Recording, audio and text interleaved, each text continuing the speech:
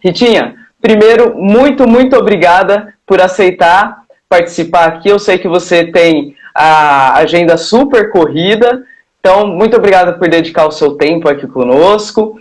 Essa fase nova aqui do canal, né? Então o canal tem toda essa dinâmica de falar sobre comunicação, voltada para os pesquisadores. Então, te agradeço muito de ter aceitado, e como eu comecei a transmissão falando, não vou conseguir te chamar de professora Rita Cássia dos Anjos, devido à nossa amizade de 10 anos já, então vou te chamar de Ritinha. Mas a primeira pergunta já vai definir algumas coisas já, que é como a Ritinha se tornou a professora Rita Cássia dos Anjos.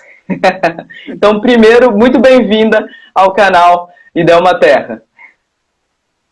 Idelminha, eu que agradeço, né, o convite, é uma alegria estar aqui participando da sua live e compartilhando um pouco não só da minha história, né, acho que mais a nossa história também em São Carlos, na USP em São Carlos, nossa caminhada juntas, né, Idelma, de amizade, de companheirismo e de muito aprendizado, né. É um prazer. Obrigada, amiga, pelo convite. Imagina, muito obrigado.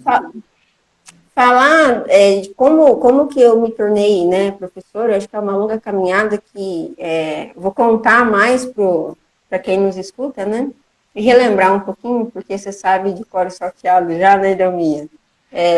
Foi uma longa trajetória, mas que eu me orgulho bastante, né? Eu sou natural de Olímpia, nasci em Olímpia, no interior de São Paulo. Deixa eu fazer um preâmbulo, então, aí.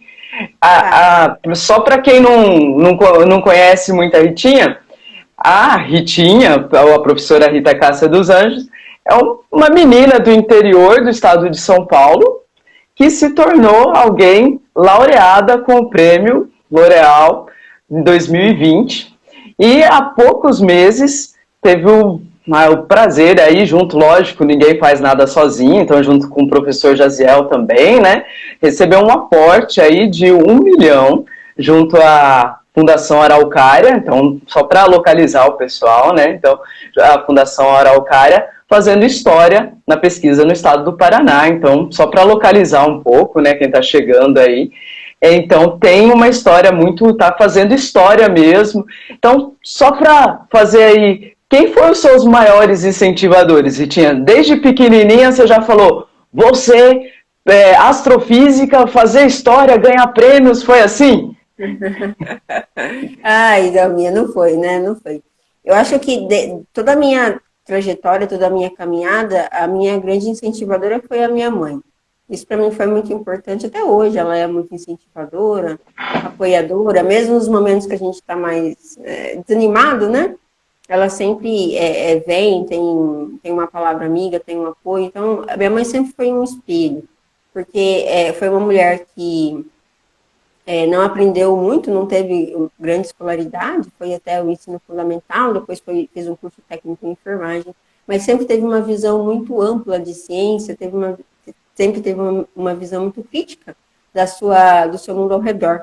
E isso sempre me incentivou e ela sempre nos incentivou, né? Eu sou a caçula de 8 irmãos, e mesmo tendo sido criada numa família grande, minha mãe soube, né, nos incentivar nessa caminhada do estudo. Então, eu destaco minha mãe e também destaco muitos professores que foram meus incentivadores no ensino, principalmente no ensino básico, sabe?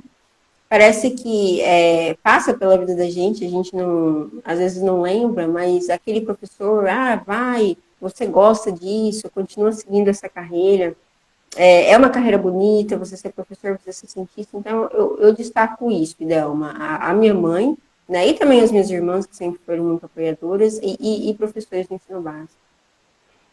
Eu acho muito bonito quando você dá a entrevista e fala da sua mãe. Eu acho sensacional os nossos, né, pais, familiares, porque sem eles nós não conseguimos mesmo. É uma carreira difícil, né?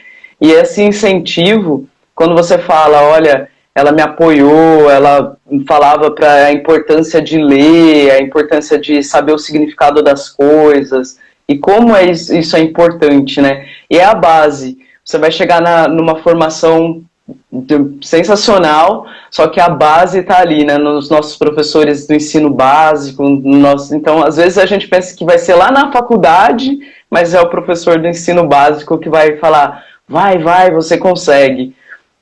E daí eu já entro com a próxima pergunta, Ritinha. Por que a área acadêmica? E mais especificamente, a sua formação foi ali na Unesp de Ribeirão, né? Você fez biofísica, é isso mesmo? Eu fiz parecido, então, eu fiz física biológica, mas na Unesp de São José do Rio Preto, que é ali do ladinho de Olinda. Uhum. Certo. E daí você veio para São Carlos. Você saiu da zona de conforto, porque você poderia ter ficado, né, em São José do Rio Preto, que é mais próximo ali da sua família. E uma parte que eu acho muito legal da sua trajetória é que sempre foi um conhecimento mais voltado para uma área, um conhecimento internacionalizado. Eu lembro que no doutorado você fez um estágio ali, acho que na Argentina e no Chile, depois agora você fez um pós-doc em Harvard, um estágio no Max Planck na Alemanha. Então, você foi trilhando uma carreira já diferenciada, você saiu da zona de conforto, eu acho isso muito interessante.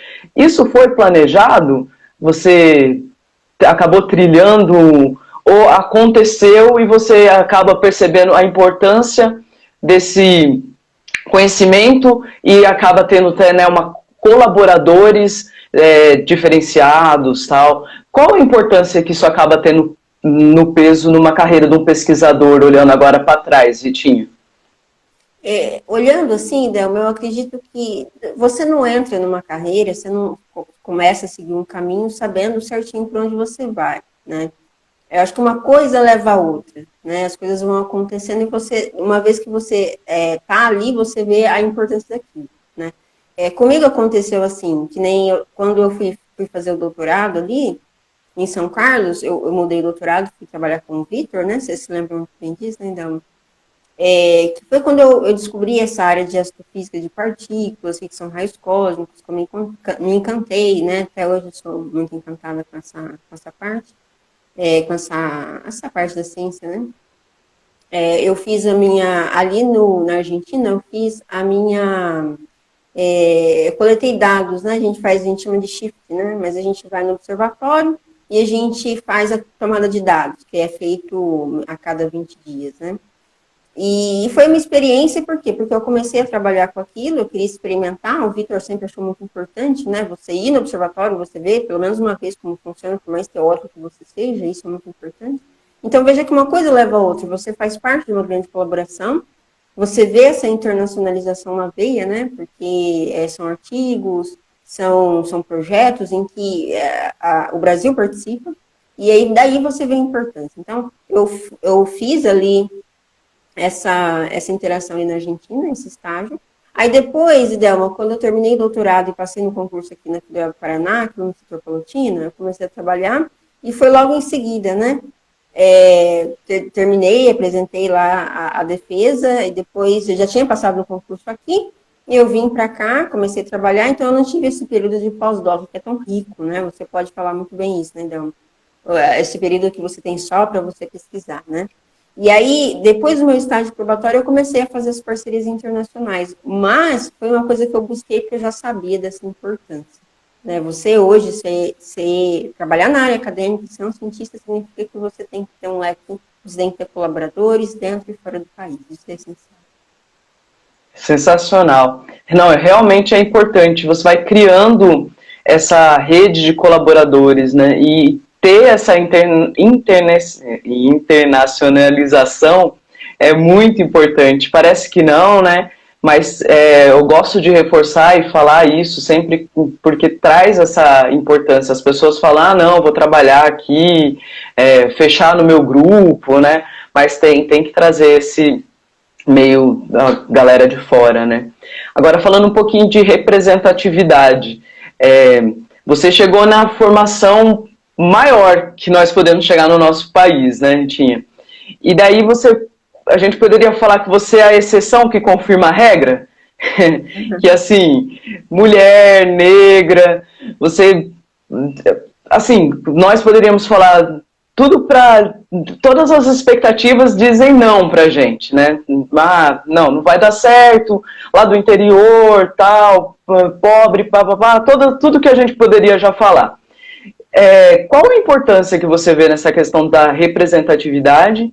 E hoje você vê que uma menina, vendo você na posição que você está atualmente, na área de exatas, assim, uma menina que está no interior lá de qualquer lugar do país hoje, vendo a Ritinha, né, a professora Rita, você está vendo uma mudança no cenário, assim, nos cursos que você ministra aula hoje aí na Federal do Paraná? Você está vendo um aumento mais de meninas na área de exata? Né, da época que nós entramos num curso de física e tal, está tendo uma mudança? Você acha isso importante nos últimos anos, principalmente? Sim, Delma. Sim, amigo. Eu acho que quando a gente lembra ali de São Carlos mesmo, né? A gente poderia, no início, logo quando eu cheguei a fazer mestrado, você contava as pessoas em termos de gênero, tá? E em termos de raça também. Você contava as pessoas negras ali. Eu lembro que quando eu fiz o meu mestrado na Unesp, minha graduação na Unesp, não tinha ainda, não tinha as cotas, né? Então, eu lembro de 2 colegas negros que faziam intercâmbio, né, de países da África ali na Unesp, porque realmente não tinha. Hoje já não. Hoje você vê esse aumento dessa representatividade, e isso é muito importante, porque a gente acaba abrindo caminhos, né, Idelma?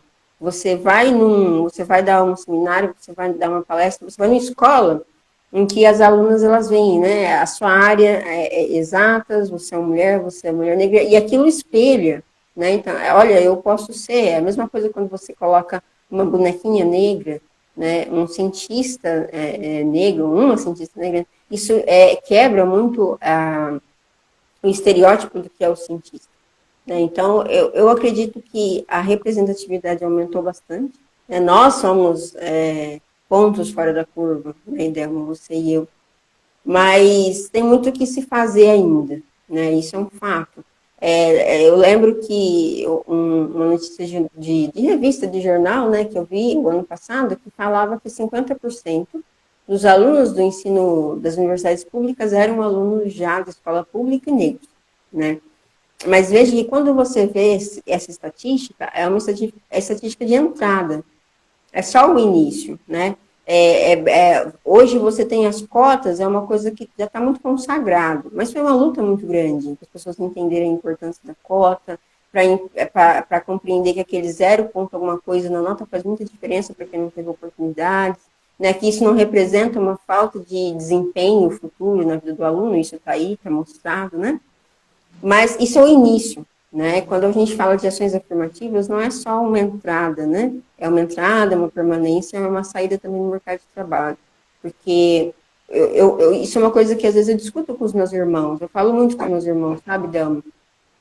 Eu posso dizer que eu tenho 8 irmãos, mas 7 irmãos, né? Os que trabalham, assim, na iniciativa privada é um, né? São 2, na verdade. Os demais são na iniciativa pública. E o outro que não é na iniciativa pública, é privada, mas é a empresa dele, a empresinha dele. Então, veja que por quê? Porque quando o aluno negro ele sai da universidade, muitas vezes ele vai para uma entrevista de trabalho, imagina uma aluna negra, né? Ela é negra. Ela pode ter a qualificação que ela tiver, ela continua sendo negra, né? Então, esse racismo que a gente vive ainda é muito grande. Então, quando eu falo de uma ação afirmativa para uma melhora futura, colocar esse aluno, caminhar com esse aluno, né, dentro da universidade, que muitos alunos entram, mas não tem como permanecer, e também colocar o aluno dentro da empresa, porque na hora da entrevista eles ainda ficam para trás, né? Melhorou a representatividade dela? Melhorou muito do que era, né, na nossa época, mas ainda tem muito que se fazer. Quando você pensa num país tão miscigenado, num país com mais de 50% da população é negra, tem muito que se fazer ainda. Sensacional. Não tenho nem o que acrescentar. Muito bem, e assim, você mostra tudo isso nas suas ações e cada vez mais mostrando, né, a representatividade que você traz. Uma curiosidade, Ritinha, as experiências que você teve, né, ao sair do país e depois voltando, a impressão que eu tive é que você volta com uma certa gana, assim, com mais, não digo mais vontade, mas eu, assim, conforme você sai do país, você vê outras realidades, né? Assim, olha, eu vi coisas diferentes, o dinheiro lá vem de outras fontes, né? Não é igual aqui, que a gente fica, às vezes, refém de alguns editais, sei lá, de algumas agências de fomentos, e lá você, sei lá, Harvard, por exemplo, algumas famílias financiam a pesquisa, é uma tradição, né? Então, eu vejo que ao voltar para cá, você veio com um sentimento de, olha, eu posso implementar algumas coisas que eu vi lá, ou assim, vou me inscrever para editais internacionais, vou me inscrever para prêmios, porque assim, às vezes as pessoas pensam que prêmio é uma coisa do ego, né? Para mostrar que eu sou bom, mas na verdade o prêmio traz dinheiro para investir na pesquisa, que eu acho isso sensacional, na verdade, né? O prêmio não é uma coisa egóica, né? Olha, deixa eu mostrar como eu sou bom, mas sim, vamos investir na pesquisa. Você trouxe esse sentimento, assim, de ver uma coisa diferenciada lá? Eu citei Harvard porque você esteve por lá, né? Quão diferente né? Sei lá, o setor privado, vou tentar vir investimento do setor privado, alguma coisa nesse sentido, assim, uma gana maior, alguma coisa assim? Fico curiosa nesse sentido, assim. Olha, amiga, pela nossa experiência, né, acho que 80%, 90% dos nossos amigos são da área acadêmica, né, e você vê as experiências, né, a Thali que entrou aqui, os anos de França, né, quando a pessoa volta para o país, ela volta com toda uma modernização, digamos assim, né, porque você vê uma estrutura muito diferente lá. Você vê que você tem um dinheiro para você fazer pesquisa, um fomento rápido, fácil, né? Aqui no nosso Brasil, no nosso país, né? A estrutura, principalmente a Universidade Federal, tá? As universidades estaduais ainda de São Paulo são exceção, né? Mas quando você vai para as estaduais, você tem que fazer tudo, né? Às vezes você tem que secretariar reunião, você tem que fazer arte, tem que fazer as coisas ainda, né? A gente não tem toda essa estrutura. Então é difícil você comparar, Delma, porque ou mesmo a população lá, por mais que a gente tenha uma população ainda muito atrasada em termos de antivacina, anti-tudo no mundo todo, não é só no Brasil, lá ainda é minoria quando você compara, né? Isso é muito bom. Aqui a gente ainda tem uma parcela razoável. Então, é difícil, amiga, comparar. Lá é uma estrutura, é um mundo diferente. Só que você volta com uma vontade de fazer pesquisa. E eu acho que quando você volta também com colaboradores. Eu acho que isso é o X da questão. Porque as parcerias que você faz fora, você traz. Né? São pessoas que, nossa, por exemplo, os projetos que eu enviei depois que eu voltei de Harvard e depois que eu voltei da Alemanha do DESE, eu tive essa parceria. Ah, Rita, manda para mim que eu vou te dar sugestão, a gente discute, a gente faz um Skype, a gente faz uma reunião. Então, isso é muito rico. Então, essa internacionalização, assim, que você vai e faz parcerias, isso facilita muito a vida. Não apenas no sentido de pesquisa em si, mas é no sentido de parceria mesmo. Você vê que você, mesmo no Brasil, mesmo no interior do Paraná, que é onde eu me encontro aqui, né, que não é um campus que tem destaque no país, eu consigo fazer pesquisa por causa dessas parcerias. Então, eu acho que é a maior riqueza. Você vive a experiência da internacionalização, de novas culturas, isso é muito bacana, sabe? Você pensa diferente, mas ao mesmo tempo você traz dentro da mochila essas parcerias que vão perdurar e vão abrindo outras parcerias, né? Que é fulano que conhece fulano aí por exemplo, quando eu fui para Nova York em 2017 com a Bolsa Fulbright, fiquei lá 3 meses e foi uma parceria muito rica. E quando eu apliquei com a Bolsa CAPES Harvard, quem me deu a carta de colaboração foi o professor de Nova York. Então, veja que é uma parceria que caminha comigo e enriquece muito a vida. Né? E para o país é uma coisa muito bacana também, porque ele abre essas fronteiras. Né? Não digo só os Estados Unidos, não digo só a Europa, né? Mas também os nossos vizinhos, né? Que fazem pesquisa. Eu posso citar aqui a Argentina, né? Que faz pesquisa de ponta. Sensacional. Ritinha, bom, professora, você é sensacional, pesquisadora, não tenho dúvida, mas eu adoro os seus projetos de extensão. em especial um que você tem que é sobre ensino de física para cegos. Aí eu quero que você dedique um tempinho para explicar da onde surgiu a ideia e em que patamar está esse projeto de extensão. Ele é sensacional. Fala um pouquinho para a gente, assim, primeiro da importância dos projetos de extensão, porque às vezes as pessoas não entendem que são 3 pilares, né? Na verdade, eu diria até 4, porque tem a área administrativa também, né? Mas 3 pilares. E esse projeto de extensão, amiga, eu acho que deveria jogar 1 milhão na sua mão só para fazer esse projeto de extensão. Mas fale um pouquinho sobre o ensino de física para cegos. Amigo, 1 milhão ia gostar, ia ser um bom start. Esse projeto, ele iniciou o seguinte, a ideia do projeto é oficinas de materiais pedagógicos para deficientes visuais. Eu comecei com esse nome, ainda é um nome que está lá no meu Lattes, né? Eu parei com ele quando eu fui fazer pós-doc, isso foi em 2019, e em 2020 eu voltei, não, 2019 eu voltei, mas aí eu voltei naquela correria de aula, e a ideia era retomar em 2020, aí veio a pandemia, mas é um projeto que eu quero iniciar no próximo ano, né? Retomar, na verdade. Ele iniciou depois que a minha irmã ela ficou deficiente visual, a Mônica, que você conhece, né, então? Ela tem, né, neuromielite óptica, que é tipo uma síndrome, né, é uma esclerose múltipla, é uma particularidade da esclerose múltipla, e aí ela perdeu a visão dentre outras coisas, né? Mas hoje ela tem uma qualidade de vida muito boa. Mas o que eu reparei, o que eu percebi olhando a Mônica, né? Porque ela teve isso foi há 17 anos atrás, com 35 anos ela perdeu a visão. Ela tinha uma vida normal, ela era professora de inglês e português do estado, né? E de repente perdeu a visão.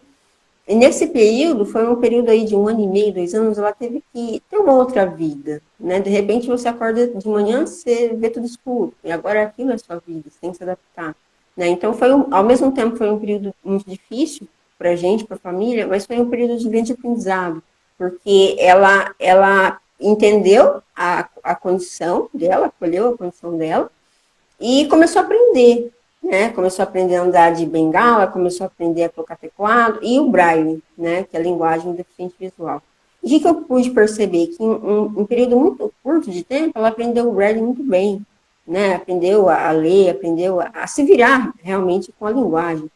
E quando você olha hoje os nossos alunos do ensino superior, ou mesmo no ensino médio, deficientes visuais, né? Eles não têm um aprendizado em exatas. Né? Eles não têm, porque para nós que somos videntes, que enxergamos, né? A gente olha o deficiente visual e eu acredito que nós os limitamos. Né? Ah, isso é difícil para você. Né? Mas veja que essa é uma barreira que nós colocamos. Né? A criança nasce, a criança ela é deficiente visual, ela tem a capacidade cognitiva, isso é provado cientificamente, igual de uma criança vidente. A única diferença é que ela precisa de materiais diferentes para ela aprender, porque ela não tem o sentido da visão. E o que eu reparei? Como a Mônica aprendeu o Braille e tantas outras coisas muito rápido, depois de uma pessoa adulta, né, com 35 anos, isso significa que uma criança ela teria a capacidade de aprender exatas, uma criança que tem visual, realmente muito rápido. Ela só não aprende porque ela não tem material. Hoje, como a gente ensina exatas para uma criança, matemática, né, química, física, a gente ensina muito pouco. Eles aprendem usando o soroban, a somar, a subtrair, né, que é um instrumento, e aprendem também a utilizar o multiplano, que é imagina assim, um prato, é um quadradinho com os furinhos, e ali você vai colocando os pininhos, você consegue fazer uma reta, é aquilo de matemática, não mais do que isso. Né? Isso eu estou falando de matemática. Quando você vai para a química, o Instituto Benjamin Constant, que é o Instituto do Rio de Janeiro, eles sempre mandam para as escolas materiais de química. Então, você tem a tabela periódica em alto relevo, você tem as moléculas ali, e não mais do que isso. Física, então, você não tem nada. Você vai ensinar o quê? Projétil, aí você faz o projétil, a bolinha, e só. É o que você tem. Então, veja que a gente limita. Quando você eu fiz uma estatística, alguns anos atrás, uns 6 anos atrás, que eu queria saber onde estavam os nossos alunos de ensino superior deficientes visuais, e todos estavam na área de humanas. Por quê? Porque é onde eles escutam, é onde eles se comunicam. Por que eles não seguiram a carreira de física, química? Porque não tem material. Então, a ideia surgiu aí, né? A gente acabou, nesses anos que a gente trabalhou, foram 3 anos e meio trabalhando no projeto, quase 4, né? Hoje a gente tem um site, Física em Braille, .fr.br, tudo que a gente vai desenvolvendo, pesquisando, a gente vai colocando ali. A ideia é que seja um canal onde tanto o professor quanto o aluno possa pesquisar esse material para a área de exatas, né? E a gente tem a gente desenvolveu também um kit. Esse kit ele já tinha, o start dele foi um mestrado profissional para ensinar ótica para deficiente visual. O que a gente tentou fazer ali foi melhorar a ideia, deixar mais técnico, deixar um material que não fosse só para deficiente visual, mas que o professor pudesse levar em sala de aula para trabalhar com o vidente também. Porque hoje a gente fala muito da inclusão, mas a gente não trabalha isso em sala de aula, né? A inclusão é você deixar o aluno ali do lado, né? E depois o aluno tem que voltar à tarde para o professor tentar ensinar alguma coisa para ele, né? Isso que a gente chama de inclusão. Então, a ideia foi esse material, um material que deu muito certo, a gente testou, né? Então, se você faz a imagem ali, ao invés de você usar uma setinha, você usa um bonequinho, porque o deficiente, depois a imagem invertida, ele vê que a cabecinha está embaixo. Então, são coisas assim que para o vidente não muda nada, porque você está vendo de ponta cabeça, mas para o deficiente visual, que toca, faz total diferença, né? Então, a ideia dela com o projeto, é um projeto que eu tentei, de todas as formas, ter financiamento por várias empresas, não consegui, né? Porque eles começam a ver que eu tenho ideias, né? Eu tenho ideias de materiais, eu tenho ideias usando o Braille, porque para mim tem que usar o Braille, né? Tem muito deficiente visual hoje que não gosta do Braille, que eles querem ficar na internet, eles querem ficar no Facebook, eles querem usar o leitor de tela. Que hoje você tem vários leitores de telas e são todos muito bons. Mas o leitor de tela te prende. O Braille, você pega o livro em Braille, você vai em qualquer lugar ler. É como um livro, como a gente vê. O leitor de tela alguém tem que ler para você, né? Com acento, com sotaque, enfim, né? Uhum. Eu falo que para o deficiente visual, às vezes eles falam, não gosto de Braille. O Braille é para liberdade. Com Braille você não precisa pedir para alguém pegar o remédio. Você pega o remédio e ali, hoje as caixinhas elas são obrigadas a estar um nome em Braille, né? Você lê o que você tem que tomar, você lê. Então, o Braille é a liberdade do deficiente visual. Então, eu bato muito na tecla que a gente tem que trabalhar com o Braille e a gente tem que investir nessa parte de desenvolvimento de mais materiais, né? Para dar essa liberdade. Às vezes a criança ela gosta de exatas. O deficiente visual ele gosta de calcular, ele gosta, mas ele não tem material. Então, isso eu acho que é essencial, é imprescindível. Sim, sim. E agora está nessa fase de conseguir um aporte, um financiamento, né? Sim, então, isso é muito difícil. Eu lembro que o Instituto TIM foi um instituto que se interessou pelo material, me pediu até fotos desse primeiro material que eles queriam investir, mas aí você manda ali as fotos de ideias, de coisa que está começando, eles não querem muito isso, eles querem coisas que já estão mais avançadas e tal. E esses materiais de Braille são materiais muito caros. Isso dificulta muito também. Por exemplo, se você vai comprar um reglete, que é onde a gente escreve, né? Ou uma máquina em Braille, uma máquina em Braille hoje é mais barata, são R$5.000. A impressora, meu sonho era ter impressora para trabalhar com os alunos aqui, né, da licenciatura, uma impressora em Braille hoje são R$20.000. Então, são materiais todos muito caríssimos. Você vai nas escolas, os alunos não têm esse material, então eles não aprendem como eles deveriam aprender. E as empresas também não têm muito interesse, porque você vai investir em uma coisa que não tem muita saída. Então, acaba sendo um círculo vicioso, né? Mas eu tenho isso como meta, sabe, dela, nos próximos anos, trabalhar, nem que encontre parceiros que queiram abrir uma empresa nessa área de materiais voltado, não necessariamente para o deficiente visual, mas tem tantas deficiências que precisam, né? De ter esse acesso ao ensino, né? Em especial ao ensino de exatas. Certo. É sensacional mesmo, e assim, por isso que eu pedi para você falar, porque eu acho que quanto mais divulgar, e eu certamente tenho certeza que você vai conseguir alguém que se interesse e se invista, porque é um projeto, assim, sensacional e merece. A Natália, bastante gente chegando aqui, dando um like, deixando um coraçãozinho. A Natália acabou de falar, que projeto incrível, não sabia. Então acho que tem que ter divulgar mesmo, e uma hora vai chegar alguém que vai financiar, porque realmente é isso. As pessoas elas ficam limitadas, né, acabam indo para a área de humanas justamente porque não tem acesso a exatas. Eu lembro que quando eu lecionei, logo quando eu lecionei no ensino médio, tinha deficiente visual e era isso, só tinha acesso a material de português, né, de história, mas não tinha física. Tanto que a própria era uma aluna, né, e ela falava, eu não tenho acesso, eu gosto muito, mas não tenho acesso. E é isso, né, realmente eles precisam saber que existe esse projeto sensacional e com certeza vão financiar. Thali tá mandando aí um amo vocês. Muito bem.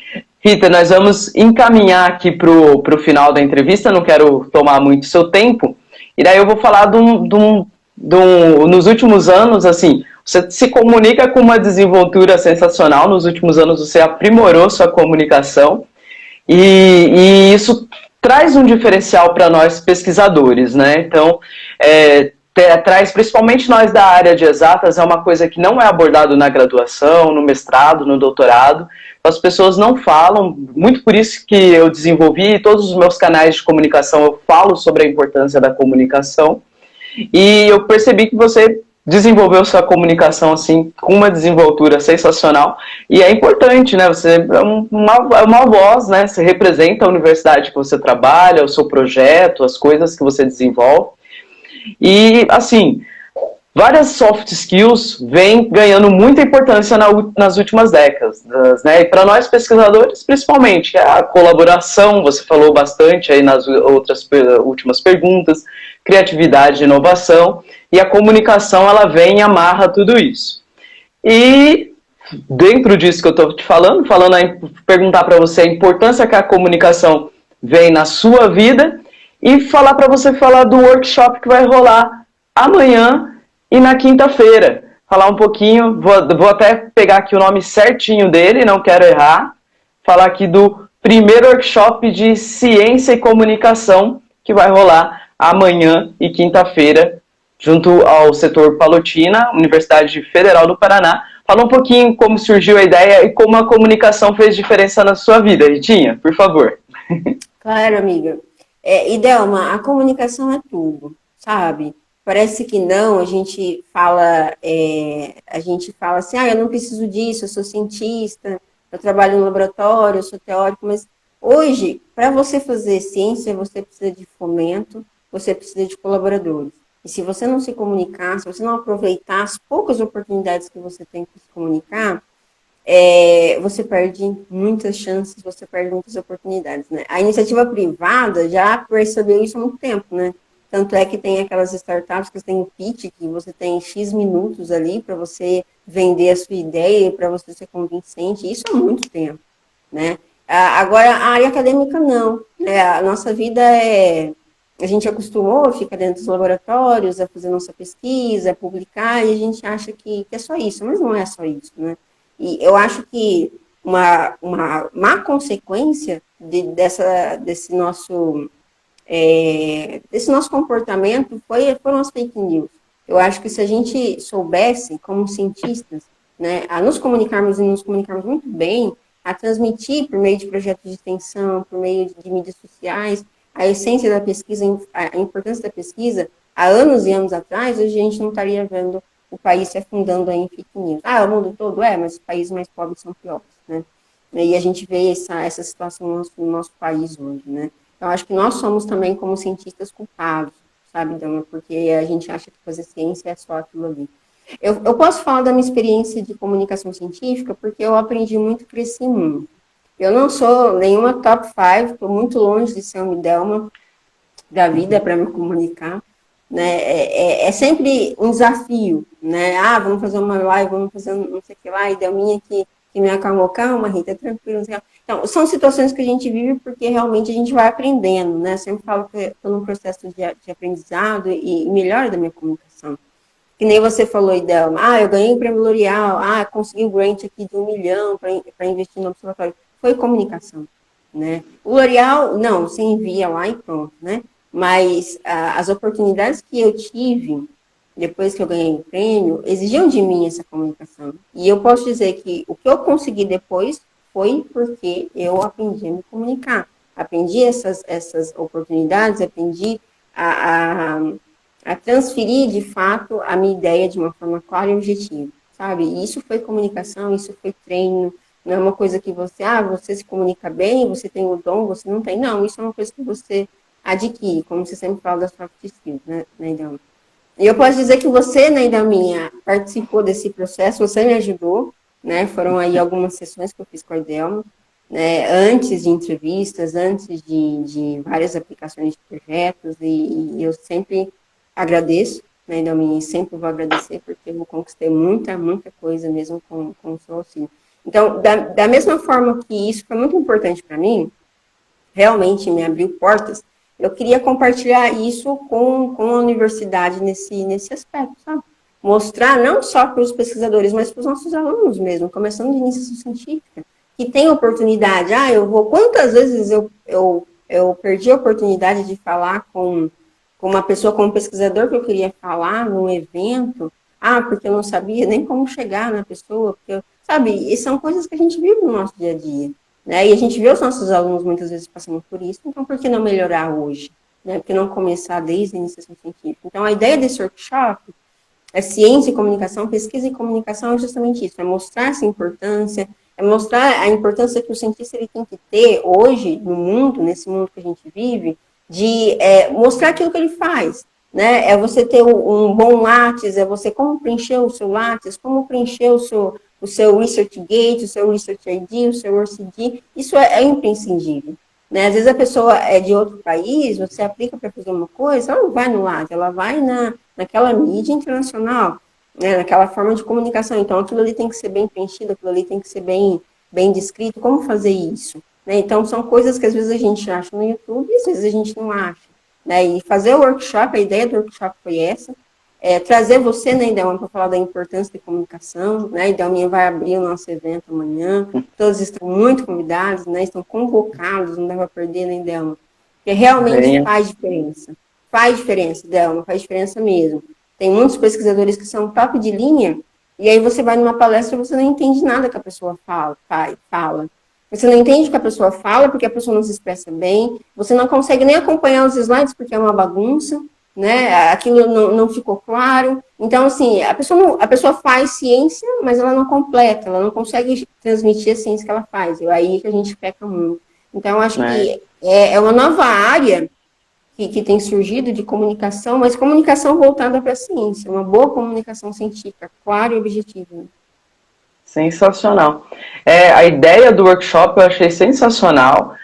Tenho um prazer de participar, de palestrar amanhã. E convido a todos que estão assistindo, venham. O tema da palestra, né? O que um pesquisador de sucesso tem que você não tem, e daí já vou dar spoiler, é a comunicação. E essa comunicação, né, voltado para a ciência, a divulgação da ciência. E você falou magnificamente bem, Ritinha. É isso, né? Tem que ter essa comunicação e já estão... Eu digo que nós já estamos atrasados, já deveríamos ter essa comunicação bem desenvolvida. Sensacional, Ritinha. Não poderia ter sido melhor essa entrevista, nesse momento que nós falamos. O pessoal está dando coraçãozinho, falando que foi incrível. Eu só posso agradecer, amiga, seu tempo, sua disposição. Nos vemos amanhã. E pessoal que acompanhou conosco aí, muito obrigada. Uma excelente noite a todos. Ritinha, muito obrigada novamente. Uma excelente noite para você, um bom descanso. E nos vemos na próxima oportunidade. A galera, incrível professora, incrível, parabéns, palminhas. Ritinha, muito obrigada, fica com Deus. E nos vemos. Tchau, tchau. Amanhã no workshop. Obrigada pelo convite e boa noite, pessoal. Até mais. Boa noite. Até amanhã no workshop. Tchau, pessoal. Muito obrigado.